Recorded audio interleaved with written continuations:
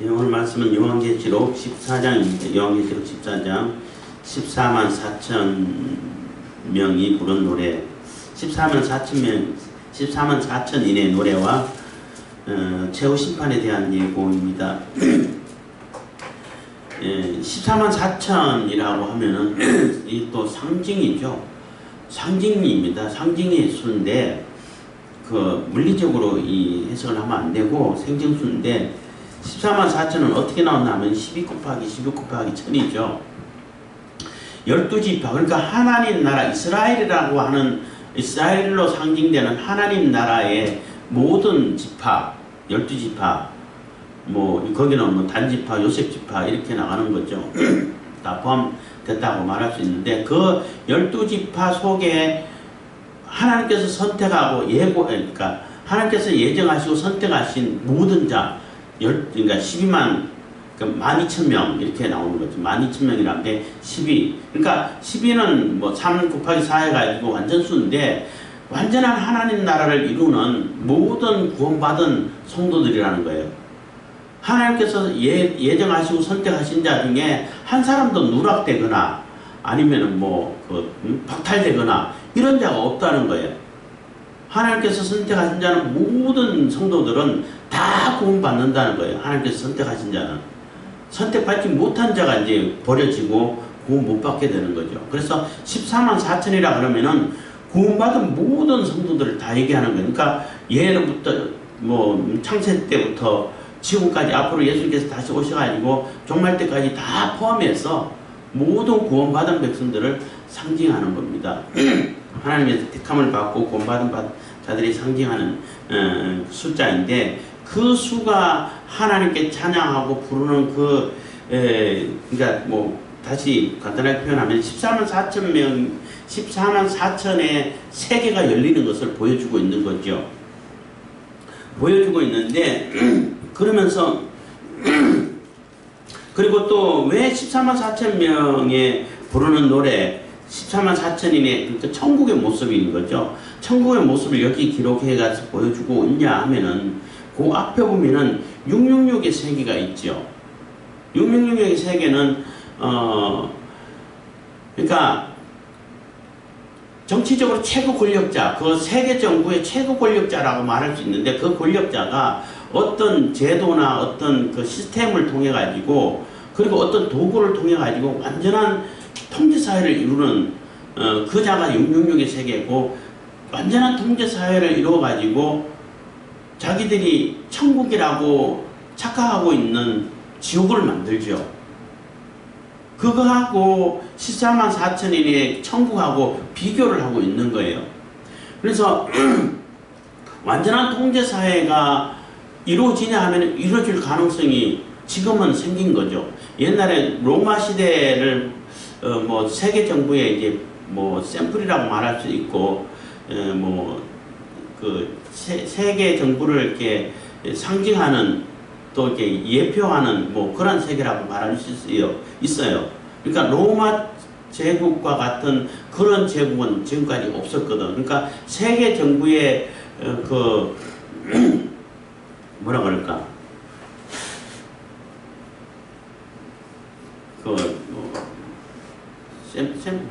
좋은 단어가 분명히 생각나고 있었는데 말하려고 할 때 생각이 안 나버려가지고 다른 말로 하면 샘플이라고 말할 수 있는 거예요. 그 표상이라고 말할 수 있는 거죠. 세계 정부. 그런데 지금 로마 시대 때는 완전한 통제 사회를 못 이루었죠. 사실은 길드 상인조합 해가지고 완전히 통제 사회를 이루려고 노력했지만은 카타콤이라든지 그게 숨어가 사는 사람도 있고 도망가서 사는 사람이 있고 끝까지 믿음을 지키고 대항한 사람도 있고 해가지고 그거는 객관적으로 볼 때 외부 제3자가 볼 때는 완전한 통제가 아니고 하자 있는 통제 사회죠. 지금 우리가 핸드폰을 가지고 있고 신용카드를 쓰고 할 때도 사실 어느 정도 통제는 돼요. 그렇지만 완전한 통제는 안 이루어진다고. 그렇지만 앞으로 AI 기술이 발달되어 있기 때문에 완전한 통제 사회를 이룰 수 있는 그런 사회가 충분히 가능해졌다는 거예요. 가능해졌기 때문에 그 통제 사회에 들어오지 않는 자는 다 죽여버린다는 거죠. 다 죽였어라도 통제사회를 이루겠다는 거예요. 그래서 이 모습이 너무나 하나님의 모습하고 똑같아. 하나님의 모습을 흉내내는 거예요. 하나님도 완전한 통치, 하나님의 완전한 통치, 그 다른 말로 하면 완전한 통제라는 얘기로 표현할 수 있는 거예요. 뭐 조금 부정적으로 표현한다 하더라도 어쨌든 하나님의 완전한 통치가 이루어지고 완전한 통제가 이루어지는 그 세계가 천국이에요. 굉장히 역설적이죠. 하나님의 완전한 통치가 이루어지고 모든 주권이 하나님께 있고 모든 영광과 권세와 권능이 다 하나님께 있는데 그럴 때 그 세계에서만큼은 우리 인간에게 완전한 자유가 이루어지는 것이고 완전한 행복이 이루어지는 것이고 완전한 감격과 환희가 이루어지는 그런 세계가 이루어지는 거예요. 그 우리 인간의 머리로서는 이해가 안 가죠. 이 얘기하니까 관계가 있는지 모르겠습니다만은 제가 군대에 있을 때에 오늘 좀 서론이 좀 길 것 같은데 군대에 있을 때에 우리 한 후배가 나름대로 성경을 꽤 관찰을 잘한 것 같아. 그건 내가 이제 신학교 학부 4년을 졸업하고 군대 갔기 때문에 가서 군종할 수 있지 않을까 싶어가지고 갔는데 군종이 다 피해가고 어쨌든 수송병, 운전병으로 갔는데 그 후배가 하루는 그런 얘기를 하더라고. 그때 제가 병장이었을 텐데 이상철 병장님 왜 했더니 가만히 보면은 하나님은 완전히 독재하시는 분인데 그 독재 나쁜 거 아니에요? 그러더라고. 굉장히 관찰 잘했죠. 그래서 내가 얘기했죠. 하나님이 독재하시는 거 맞다고. 하나님이 독재하지 않는 하나님이면 그 하나님 아니라고. 하나님은 반드시 독재하셔야 홀로 계시고 유일하신 분이라야 그게 하나님이라고 말할 수 있다고. 근데 독재가 나쁜 게 아니라 하나님만 할 수 있는 그 독재를 그 사람이 인간이 자기들이 하려고 하니까 그게 문제가 되는 거라고. 그게 나쁜 것이고 그게 문제가 되는 것이지 하나님이 독재하는 것은 아무런 문제가 없고 하나님은 독재하셔야 된다고 이렇게 얘기하니까 그러냐고 알아듣고 갔는데 굉장히 관찰을 잘했는데 그것처럼 하나님이 완전 독재하시고 하나님이 완전 통치를 이루시는데 인간에게서는 완전한 자유가 펼쳐져요. 인간에게는 완전한 그 행복과 완전한 그 감격과 인간의 가장 가치 높은 존중받는 그러한 세계가 펼쳐진다고요. 그게 하나님 아니면은 불가능한 거죠. 하나님 아니면 이룰 수가 없어요. 근데 이 사탄의 세계라고 말할 수 있는 이 세계 정부라고 말할 수 있는 이 그림자 세계, 666의 세계에서는 하나님과 똑같이 흉내를 내려고 그래. 자기들이 완전히 통제해가지고 자기들이 하나님이 되어 있는 거예요. 완전한 통제사를 이루죠. 그리고 그것을 천국이라고 지상낙원이라고 속이고 있는 거죠. 쇠뇌를 시켜가지고 착각하게 만드는 거죠. 그런데 실제는 지옥이 되는 거죠. 그래서 이 천국과 그러니까 14만 4천의 세계와 666의 세계를 비교를 하고 그래서 요한계시록에는 항상 하늘과 그 가운데 있는 자, 땅과 그 가운데 있는 자를 계속 병행해서 비교를 하면서 지금 기록해 오고 있는 거예요. 그래서 처음부터 다시 설명하면서 다른 측면에서 또 설명하면서 우리가 성도들이 가야 할 그 하늘나라의 세계, 천국의 세계와 이 땅에서 하나님을 거부하고 하나님을 거역하고 하나님의 백성들을 괴롭히던 이 자들이 처해져야 할 그 운명, 그 상황과 계속 비교해서 기록해주고 있죠. 그래서 성도들에게 너희들은 지금은 비록 고난을 당하고 어려움을 당하고 있지만은 심지어는 순교를 당하고 있지만은 우리가 체질, 우리가 받아야 할 그 세계는 완전히 천국과 지옥인 거야. 그렇기 때문에 힘을 내고 믿음을 잃지 말고 또 잘못된 믿음을 가져서 빨리 회복시키고 바로잡아 하는 얘기가 되는 거예요. 아까도 얘기했지만은 고난을 당하고 어려움을 당하고 심지어는 순교를 당한다 할지라도 그 순교 당하는 사람들은 자기가 얻은 영생, 자기가 진료로부터 받은 자유 그것을 꺾어버린 적은 없잖아요. 그게 왕 노릇하는 거예요. 사실은 왕이라는 것은 누구의 어떤 제재를 받고 누구의 통제를 받아가지고 쩔쩔매고 종노릇하는 그런 존재가 아닌 거예요.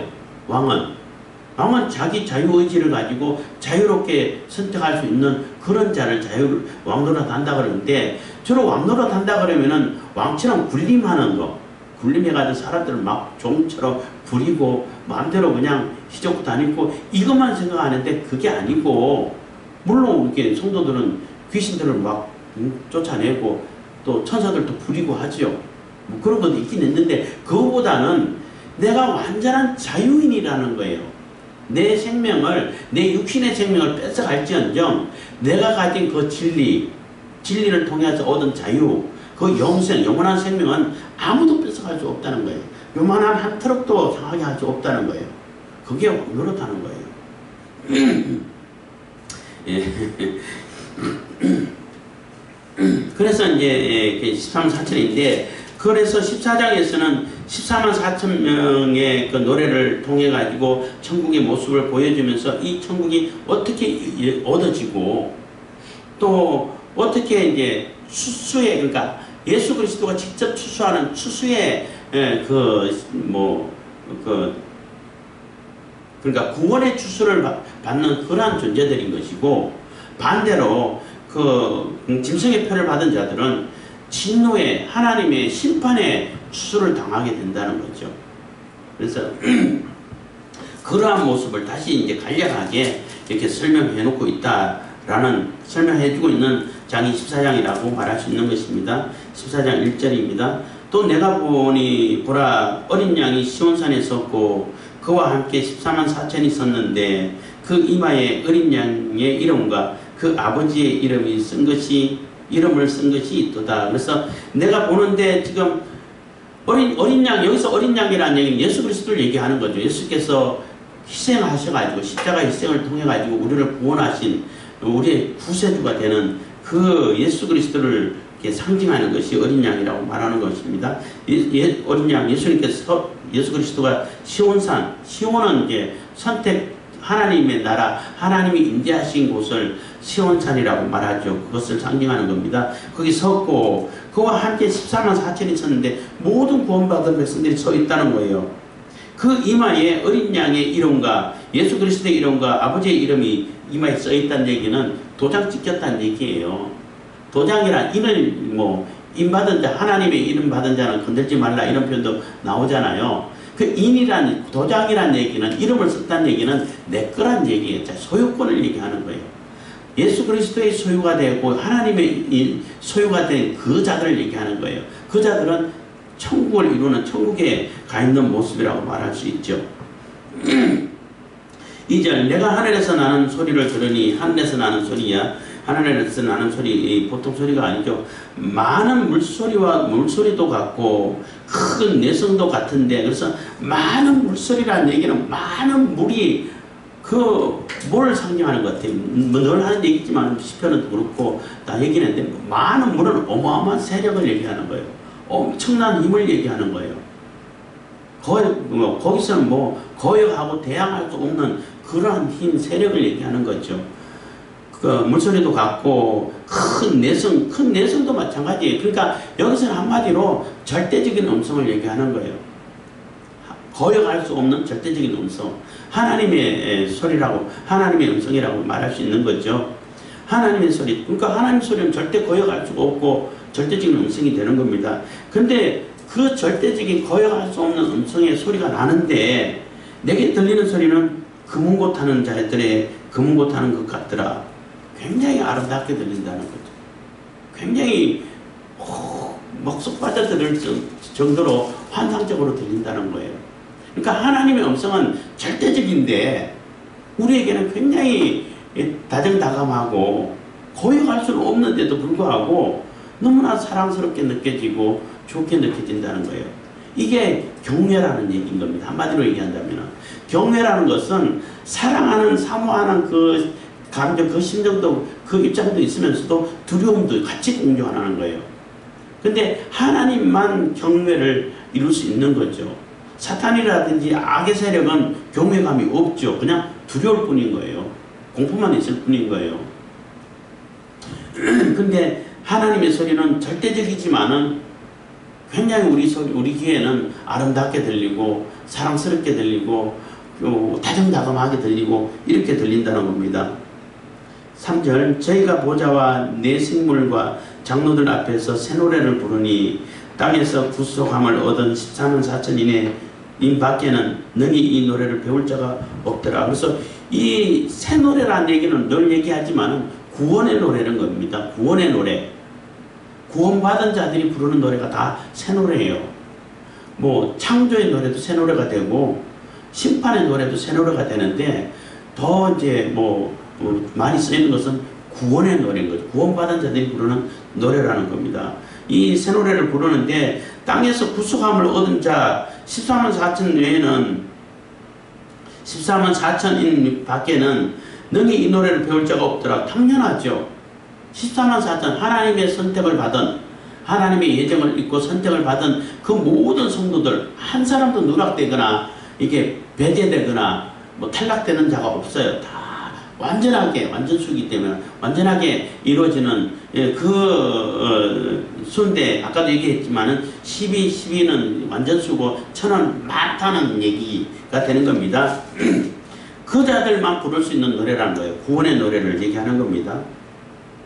4절 이 사람들은 여자로 더불어 더럽히지 아니하고 정절이 있는 자라 어린 양이 어디로 인도하든지 따라가는 자며 사람 가운데 구속을 받아 처음 익은 열매로 하나님과 어린 양에게 속한 자들이니. 그래서 이 사람은 여자로 더불어 더럽히지 아니하고 하는 얘기는 여기서 말하는 여자는 사람 여자를 얘기하는 거예요. 아는 게요. 사람 여자를 얘기하는 것이 아니라 나라 공동체를 얘기하는 거예요. 나라라든지 성읍이라든지 이것을 다 여성으로 표현하잖아요. 뒤에도 나오지만 음녀라는 게 나와요. 그 당시는 로마를 얘기하는 것이고 우리가 앞으로 접할 나라는 세계정부를 얘기하겠죠.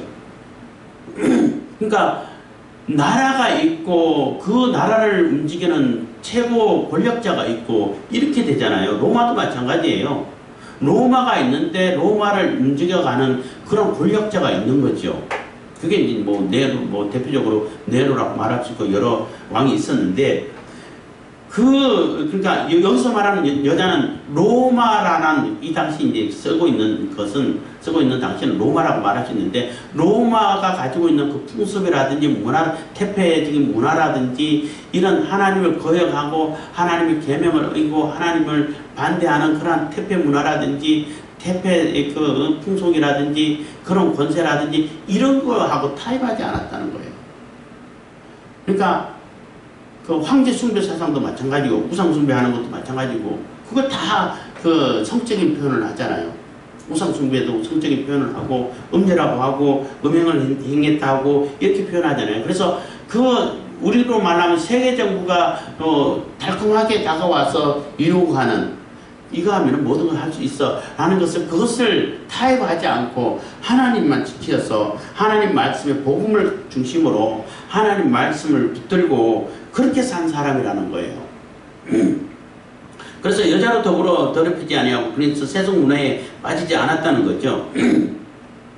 정절이 있는 자라 어린 양이 어디로 인도하든지 따라가는 자며. 그래서 예수님께서 가자고 하는 곳, 예수님께서 이끄시는 대로 하나님 말씀이 이끄는 대로 말씀이 이끄는 삶 이런 표현을 제목으로 쓰는 분도 계시는데 그런 삶을 사는 사람들이라는 거예요. 말씀이 이끌고 예수님께서 이끄시는 어디든 그것이 내게 유익하든 유익하지 않든 그것을 따지지 않고 예수님께서 인도하시는 대로 하나님 말씀이 이끄는 그러한 삶을 살아가는 그 사람을 얘기하는 거예요. 사람 가운데에서 구속을 받아 처음 익은 열매로 처음 익은 열매는 하나님께서 처음 익은 열매는 첫 것은 다 내 것이다 그랬잖아요. 하나님께 속한 자들을 얘기하는 겁니다. 다 내 것이라고 했기 때문에 하나님께 속한 자들이죠. 하나님과 어린 양에게 속한 자들이니 그래서 완전한 하나님의 소유된 자, 완전한 하나님의 통치를 받는 자, 하나님의 완전한 통제를 받는 자들을 얘기하는 겁니다.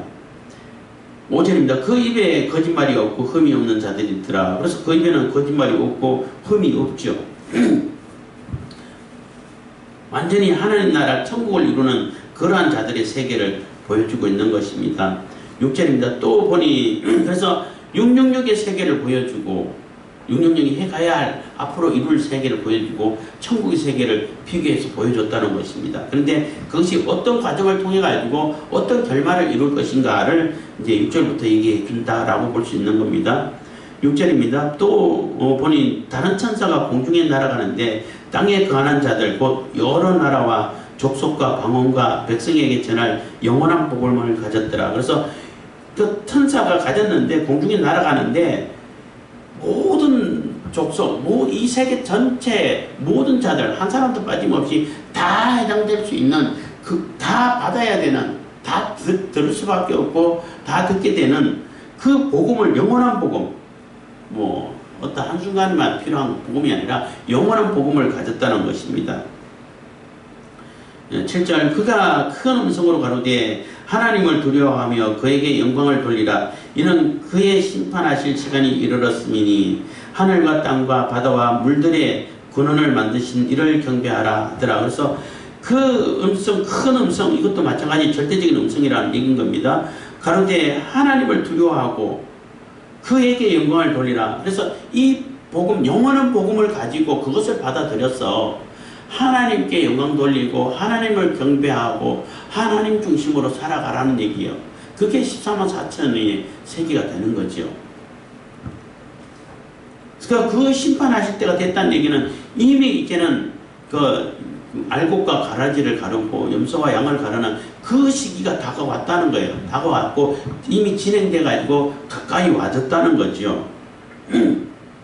이르렀으니 하늘과 땅과 바다와 물들의 근원을 만드신, 그래서 이 모든 것을 창조하신 하나님 아버지, 창조의 창조주이신 그분을 경배하라는 거예요.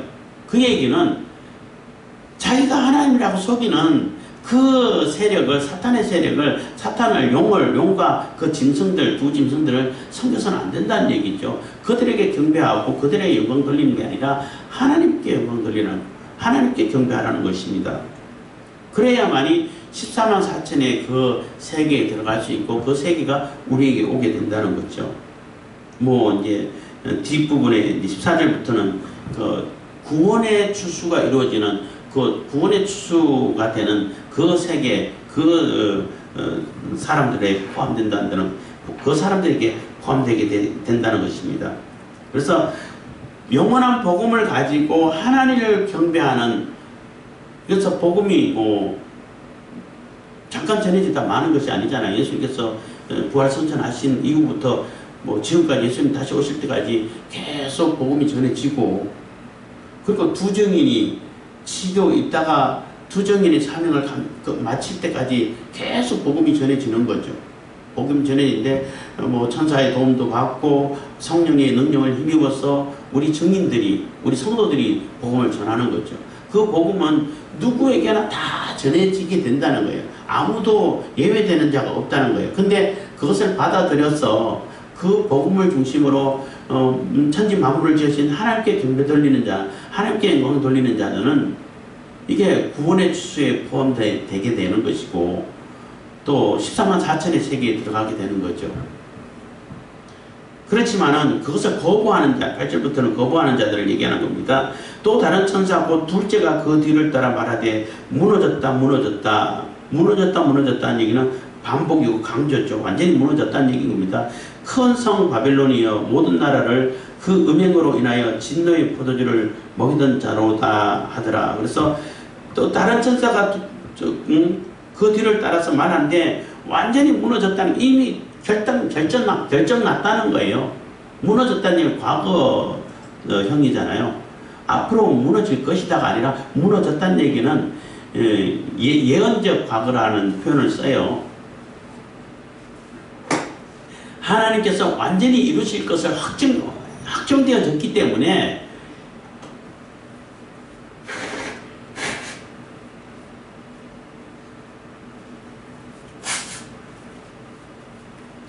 예언적 과거 해가지고 하나님께서 완전히 이루실 거기 때문에 이미 이루어진 거나 마찬가지라는 거죠.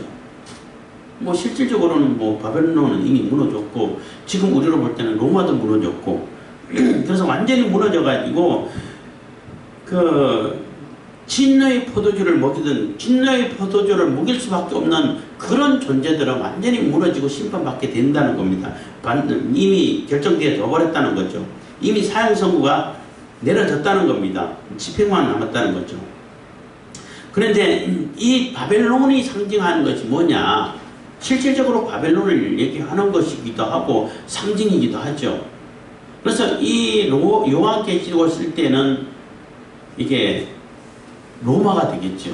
그래서 로마하고 바벨론하고 공통점이 뭐가 되겠어요? 똑같이 예루살렘 성을 회파하고 무너뜨리고 성전을 다 부숴버리는 그러한 존재예요. 하나님의 성전을 부순 그러한 나라가 바벨론이고 로마예요. 그리고 뭐 포로로 다 잡아가버리고 이렇게 됐죠. 그러니까 로마는 뭐 돌 위에 돌 하나도 남긴 적 없이 그 제2성전이라고 말하잖아요. 스룹바벨 성전을 조금 정축해가지고 정말로 화려하고 크게 웅장하게 지은 헤롯 성전을 완전히 돌 위에 돌 하나 남기지 않고 다 무너뜨려 버렸어요. 첫째 솔로몬 성전을 무너뜨린 나라가 바벨론이에요. 그래서 하나님 나라를 대적하고 하나님을 거역하고 또 하나님의 성전을 감히 하나님의 성전을 무너뜨려 버리고 하나님의 나라를 회파시키는 그러한 존재를 얘기하는 거예요. 우리 세대 때는 세계정부가 되겠죠. 세계정부가 돼서 세계정부가 세워지고 통합종교가 이루어질 거예요. 분명히 이루어질 거예요. 통합종교가 이루어질 때도 급진적으로 절대 안 이루어져요. 급진적으로 이루어지면은 반발이 얼마나 센데 종교적인 문제는 목숨 걸고 달라드는데 절대 급박하게 이루어지진 않아요. 가랑비에 옷 젖듯이 서서 이루어지는데 그들이 주장 아마 뭐 이것도 제가 예상입니다만은 틀림없이 그렇게 될 거예요. 주장이 뭐냐면은 어차피 종교는 다 똑같다. 어차피 모양만 다를 뿐인 것이지 표현만 다를 뿐인 것인지 어차피 종교는 다 똑같다. 한 존재를 향해서 나간다. 이런 얘기 천문학 강의에서 들은 적이 있다고 얘기했잖아요. 그 얘기인 거예요. 다 똑같아. 그냥 표현 방법만 다를 뿐인 거야. 다 같은 거야. 그래서 하나로 합치면 돼. 이런 논리인 거죠. 그러면은 처음에는 아니라고 하다가도 점점 좀 그렇죠. 똑같은 거 아니야? 하고 이제 대부분 다 받아들일 거예요. 뭐 우리나라에서는 한번 경험한 적이 있죠.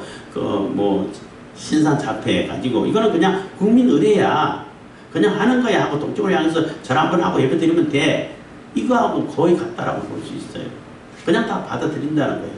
근데 안 받아들이는 진짜 교회들이 있죠. 그거는 이제 교회의 모습을 한 교회라고 대표라고 하지만은 진짜 교회는 아니죠. 아니라고 말할 수 있는데 어쨌든 진짜 교회들은 그거 거부하겠죠. 그래서 거부하면은 다 잡아서 감옥에 쳐놓고 심지어는 죽이고 하겠죠. 그래서 두 증인이 사명감이 있을 때 사명이 끝나지 않을 때는 절대 대적을 못하다가 사명이 다 끝나고 증언을 다 마치고 났을 때 짐승이 올라와서 정의를 죽여버리잖아요. 그래서 아마 앞으로 세워질 그 세계정부는 아마 교회를 해체시킬 거예요. 세계정부, 세계통합종교를 세워놓고 그것을 반대하는 자들은 다 죽이거나 다 감옥에 쳐넣을 거예요. 그래서 교회를 강제 해산시켜버릴 거예요, 아마. 그러니까 바벨론과 로마가 성전을 다 부숴뜨리고 흩어버린 것처럼, 뭐 바벨론은 자기들이 잡아갖고 로마는 성전에 있는 유대인들을 다 흩어버렸잖아요. 그것처럼 아마 교회라는 조직을 이 땅에서는 자기들이 볼 때는 완전히 해체시켜버리는 그러한 때가 올 것 같아요. 그러면 이제 조금 더 여기서 이제 두적인 얘기를 가지고 얘기하게 되면은, 그러면은 그들은 이제 역시 교회를 없애버렸어. 교회를 완전히 그동안 아무리 없애려고 해도 없앨 수가 없었던 게 교회였잖아요. 핍박을 하면 할수록, 압제를 가하면 갈수록 더 번져나가고 확산되는 것이 교회였는데 드디어 교회를 다 해체시켜버렸어. 통합종교를 만들어 놓고. 그리고 얼마나 기쁘겠어. 얼마나 감격하겠어. 그래서 이제는 교회란 거 없어 해가지고 자기들끼리 잔치하고 이제는 완전히 통합종교 이루었죠. 세계정부 이루었죠. 통합종교 이루었죠. 자기들이 세상이야 하고 막 축제를 벌이겠죠. 근데 그게 얼마 되지 않는다는 거예요. 3일 반이라고 그랬잖아요. 그러니까 3년 반보다는 매우 짧은 시간이죠. 아주 짧은 시간, 길지 않는 기간 동안은 교회가 해체되고 아무도 뭐 교회 뭐를 얘기하지 않고, 얘기하면 오히려 또 손가락질 받고 버려진 상태, 이런 상태로 얼마 길지 않는 시간 가겠죠. 그러고 나서 이제 예수님께서 공중재림이 이루어지고 또 이렇게 휴거가 이루어지는 거죠. 휴거가 이루어지기 전에는 그 당시에는 이제 죽었던 사람도 다시 부활하게 되고, 성도들은 그 부활체로 이렇게 호련이 갑자기 바뀌어요. 바뀌면 어떻게 되냐면은 아무리 수갑 채워놓고 묶어놔도 아무 소용없어요. 그냥 수로 빠져나가 버리는 거예요. 그러니까 예수님께서 그 부활하실 때에 그 세마포가 개켜져 있다고 그랬잖아요. 개켜져 있다는 얘기는 이게 다 나와가지고 입을 개듯이 갠 것이 아니라 이렇게 돌돌 말아가지고 쌓여놓은 그 상태에서 그대로 몸만 건들지도 않고 몸만 싹 빠져나간 그 상태에서 그대로 포개져 있다는 얘기인 거예요. 개켜져 있다는 얘기예요. 그게 어떻게 가능해요? 그러니까 부활체는 가능하다는 얘기예요.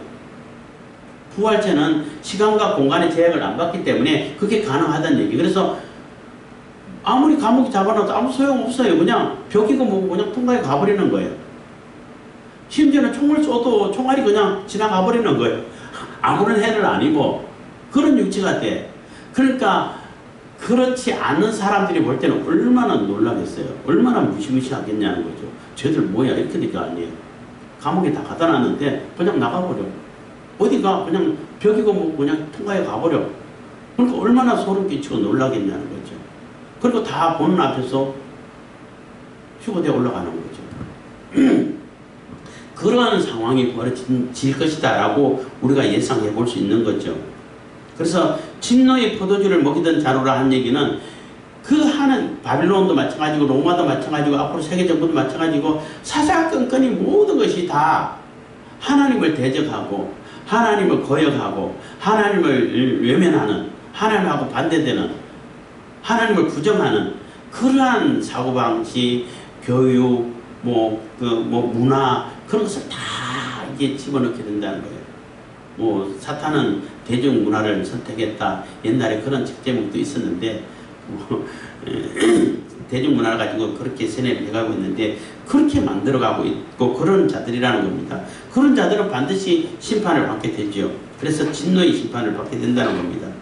9절입니다. 또 다른 천사 곧 셋째가 그 뒤를 따라 큰 음성으로 가로되 만일 누구든지 짐승과 그의 우상에게 경배하고 이마에나 손에 표를 받으면, 그래서 큰 음성도 마찬가지 절대적인 음성인 겁니다. 그래서 그 우상에게 경배하고 그 이마에나 손에 표를 받으면, 아까 14만 4천은 그 이마에 예수 그리스도의 이름과 하나님의 이름이 적혀 있잖아요. 하나님의 소유라는 도장이 찍혀 있는 거예요. 여기서는 짐승에게 표를 받았기 때문에 짐승의 소유라고 표가 찍혀 있는 거예요. 그런 자들은 구원 못 받는다는 겁니다. 표를 받으면 10절 그도 하나님의 진노의 포도주를 마시리니 그 진노의 잔에 섞인 것이 없다는 얘기는 원액 그대로라는 겁니다. 부은 포도주라 거룩한 천사들 앞과 어린 양 앞에서 불과 유황으로 고난을 받으리니, 그래서 하나님의 심판이 이루어질 때는 원액 그대로, 그러니까 술 얘기하면은 뭐 물 타가지고 희석시킨다든지 한 것이 아니라 원액 그대로 자비가 없다는 거죠. 뭐 하나님의 은혜가 있고 자비가 있고 사랑의 하나님이 뭐 심판하실 때는 아유 그래도 쟤들 심판 받는데 조금 봐줘야지 이런 게 없다는 거예요. 그대로 하나님의 심판이 진행되어 버리고 심판받게 된다는 것입니다. 절대 자비가 없다는 거죠. 그래서 심판에는 자비가 없다는 얘기를 하는 거예요.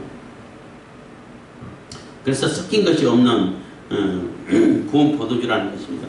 부은 포도주도 뭐 이렇게 주석에는 그렇게 해놨는데, 더 이렇게 포도주의 그 독성이, 그러니까 포도주의 독성이라 해야 되나? 그것이 더 극대화할 수 있도록, 또 많이 취하게 만들 수 있도록 섞은, 그러니까 어린 양 앞에서 불과 유황으로 불하고, 불만 있으면 불도 심판을 얘기하는데, 불만 있으면은 그 강도가 뭐 덜 안 돼요. 유황이 섞여지면은 배가 되잖아요. 완전히 어마어마하게 증폭이 되어버리잖아요.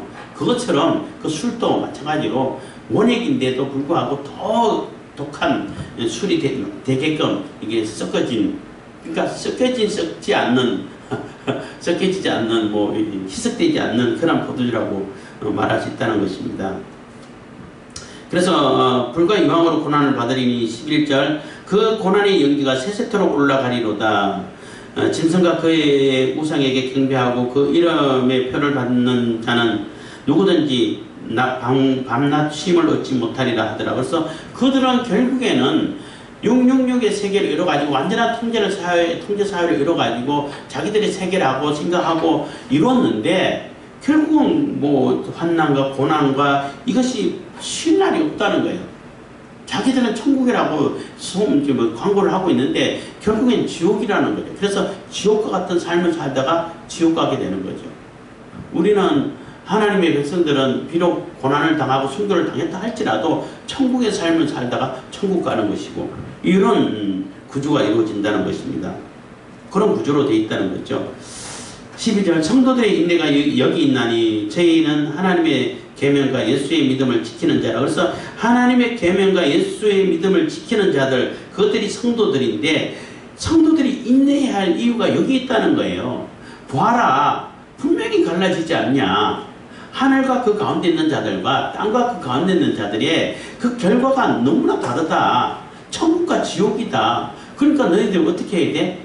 인내해야지. 지금 조금 어렵더라도 참고 믿음을 가지고 끝까지 믿음을 지키고 있어야지. 그게 왕노릇 하는 거야 하는 얘기가 되는 거예요.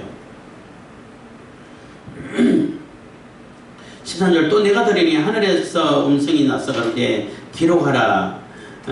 뭐 지금 사도 요한이 지금 기록하고 있잖아요. 기록하고 있는데 또 기록하라는 얘기는 중요하다는 얘기예요. 잘 들어봐 하는 얘기가 되는 거예요. 듣고 있는데 지금 집중해서 더 잘 들어봐 하는 얘기가 되는 거예요. 내가 들으니 하늘에서 음성이 가로되 기록하라. 자금 이후로, 지금부터 라는 얘기인 겁니다. 자금 이후로는 얘기는 주 안에서 죽는 자들은 복이 있도다. 주 안에서 죽는 자들, 주 밖에서 죽는 자들, 이렇게 갈라질 수 있는 거예요. 주 안에서 죽는 자들은 복이 있도다 하시며 성령이 가라사대 그러하다. 아멘. 그래 맞아 하는 얘기죠. 저희 수고를 그치고 쉬리니 이는 저희의 행한 일이 따름이라 하시더라. 그래서 저희의 행한 이들은 끝까지 인내를 가지고 믿음을 지킨 자들을 지킨 그 행위를 얘기하는 거죠. 그래서 예수 그리스도 안에서, 주 안에서 죽는 자들, 주 밖에서 죽는 자들 다르다는 얘기인 거예요. 비록 순교를 당할지라도, 많은 고난을 통해 가지고 받고 순교를 당한다 할지라도 주 안에서 죽는 자들은 시사나 사천에 들어가게 되는 것이고, 주 밖에서 죽는 자들은 666에 들어가게 되는 것이고, 이렇게 되는 거죠.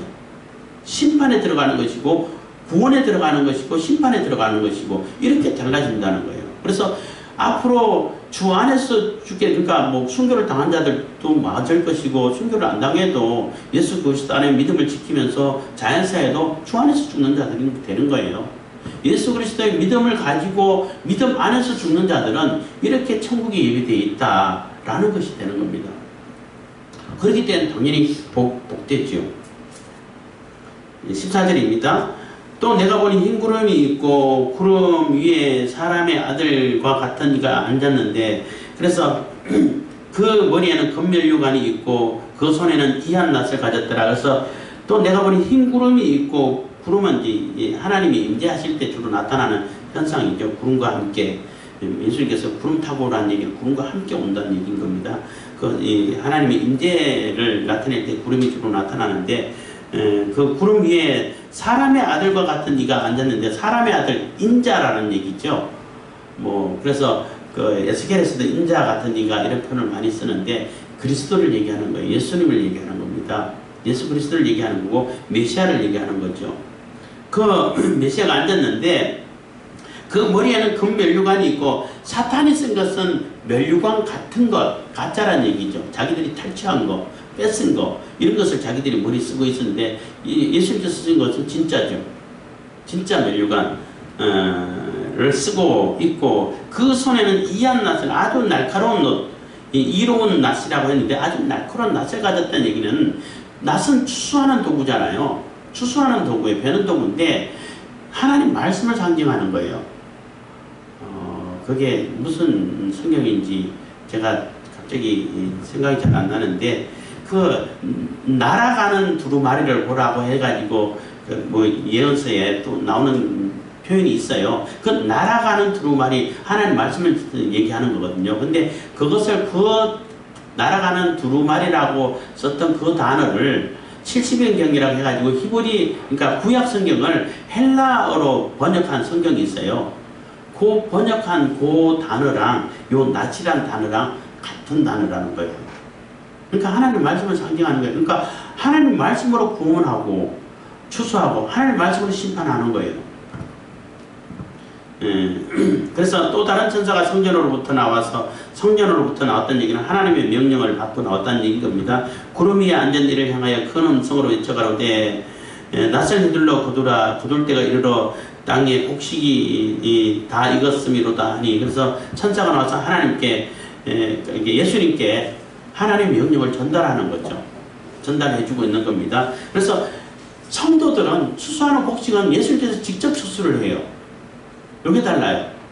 예수님께서 직접 추수를 하고 직접 챙긴다는 얘기예요. 그만큼 중요하게 여긴다는 거죠. 그렇게 하고 그래서 구름 위에 앉으신 이가 낫을 땅에 휘두르며 곡식이 거두어지니라. 그래서 17절부터는 이제 심판의 그 추수를 얘기하는 겁니다. 또 다른 천사가 하늘에 있는 성전에서 나오는데 또한 이한 낫을 가졌더라. 또한 이한 낫을 가졌다는 얘기는 예리한 낫, 하나님의 예리한 하나님의 말씀을 가졌다는 얘기죠. 골수를 찔러 쪼개고 뭐 연구혼을 나눌 정도로 예리한 그 하나님 말씀을 얘기하는 겁니다. 가졌더라. 18절 또 불을 다스리는 다른 천사가 불을 다스린다는 얘기는 심판을 집행하는 천사란 얘기가 되는 거예요. 불을 다스린다는 얘기는 심판을 집행하는 천사란 얘기인 겁니다. 불을 다스리는 다른 천사가 제단으로부터 나왔다는 얘기는 하나님의 명령을 받고 나왔다는 얘기인 겁니다. 나와 이한 낫 가진 자를 향하여 큰 음성으로 불러가로되 내 이한 낫을 휘둘러 땅에 포도송이를 거두라. 그 포도가 익었느니라 하더라. 그래서 곡식을 먼저 추수하고 직접 예수님께서 직접 추수하죠. 추수하고 그 다음에는 심판의 추수가 이루어지는 거예요. 심판의 추수가 이루어질 때는 이게 그 천사를 대행해가지고 천사가 하나님 명령을 하나님 심판을 대행해서 불을 다스리는 천사가 집행을 하고 있죠. 집행하는 천사인 겁니다. 그래서 낫을 휘둘러 땅의 포도 수정이를 거두라. 그 포도가 익었느니라 하더라. 19절 천사가 낫을 땅에 휘둘러 땅의 포도를 거두어 하나님의 진노의 큰 포도주 틀에 던지며 그래서 다 추수해가지고 진노의 포도주에서 던져버렸다는 거예요. 하나님의 진노 속으로 집어넣었다는 것입니다. 20절 성 밖에서 그 틀이 밟히니 성 밖이라는 거예요. 예루살렘 성 밖, 하나님의 나라 도성 밖 이렇게 되는 거죠. 그래서 성도들이 아닌 이렇게 버려진 자들을 얘기하는 겁니다. 성 밖에서 그 틀이 밟히니 틀에서 피가 나서 말굴레까지 닿았고 말굴레까지는 얘기는 말고피가 있는 데까지 닿았다는 얘기야. 대략 한 1.5m 정도 된다는 거죠. 그리고 1600 스타디온에 퍼졌더라. 1600 스타디온은 한 300km 정도가 된다는 거예요. 그럼 어마어마하죠. 그래서 한 300km면은 이 남한 땅 같은 그러한 넓이인데 그러한 넓이 1.5m 되는 깊이에 남한 땅 같은 그러한 포도주 호수가 생겼다고 말할 수 있는 거예요. 상상할 수 있는데 이것도 물론 상징이죠. 그래서 1600 스타디온은 1600은 어떤 수예요? 4 곱하기 4 곱하기 10 곱하기 10이에요. 4는 땅의 숫자잖아요. 동서남북. 이 땅의 숫자이기 때문에 4 곱하기 4라는 얘기는 모든 땅을 얘기하는 거예요. 전 세계를 얘기해요. 어디도 피할 수 있는 곳이 없다는 거죠. 하나님의 심판이 임할 때에 어디 숨어서 피해가지고 면할 수 있는 곳이 없다는 겁니다. 10원 충만하다는 얘기잖아요. 가득 찼다는 얘기는 거기 뭐 모자람이 없다는 거예요. 뭐 빠지는 것이 없다는 거예요. 그러니까 그것이 두 번 반복됐다는 얘기는 굉장히 강조되는 얘기가 되는 거예요. 그래서 이 모든 지구에 있는 모든 사람들, 전 세계 사람들, 어디도 어느 누구도 피할 수 없는, 빠질 수 없는 모든 자에게 다 하나님의 진노가 임한다는 겁니다. 그래서 하나님의 추수되어가는 예수 그리스도를 통해 가지고 추수되어가는 부류와 그게 이제 하늘과 그 가운데 있는 자들이 되겠죠. 그리고 하나님의 진노, 누구도 빠질 수 없다는 거예요. 그러니까 구원받은 자도 하나님의 택한 백성들은, 하나님께서 택한 자는 한 사람도 누락됨이 없고, 탈락됨이 없고, 받았다가 그냥 너 오지 마, 이런 것이 없고 다 받게 되는 것이고, 반대로 심판받는 자도 한 사람도 어떤 존재도 피할 수 없이 다 진노를 받게 된다는 거예요. 그래서 구원받든지 심판받든지 둘 중에 하나가 되는 거예요. 근데 거기에서 빠지거나 피하거나 도망가거나 이런 자가 없다는 거예요. 그래서 그래서 구원과 완전한 심판이 이루어질 것이다 라고 이제 예고를 하고 있는 거죠. 그렇기 때문에 너희들이 어디에 가야 할지 잘 선택을 해야 되고, 잘 믿음을 지켜야 되고, 아무리 길드라든지 상인조합을 만들어가지고 매매를 못하게 만들고 하더라도 그게 빠져들지 마. 근데 그때는 카타콤이라도 숨어서 살면 되는데, 앞으로는 세계는 모든 사람들에게 다 심어서 이마나 그렇게 오른판에 심어가지고 신경술하고 연결해가지고 완전한 통제를 이루는 사회를 만들어 간단 말이에요. 그런 세계가 온다고 우리가 충분히 볼 수 있는 겁니다. 근데 그게 표를 받지 마 하는 얘기가 되는 거예요. 그래서 표를 받게 되면은 진노의 심판으로 들어가게 됩니다. 그리고 하나님의 진노, 심판의 추수로가 되는 것이고, 모든 자가 다 심판받게 되는 것이고, 또 하나님의 임받고 하나님의 성령의 임을 받은 자들은 하나님의 나라 14만 4천의 세계로 들어가는 자들, 이렇게 분명히 갈라질 거야. 그렇기 때문에 너희들 믿음 가지고 인내를 가져 하는 얘기가 되는 거예요. 기도하겠습니다. 사랑해 주님 감사합니다. 이 시간에도 은혜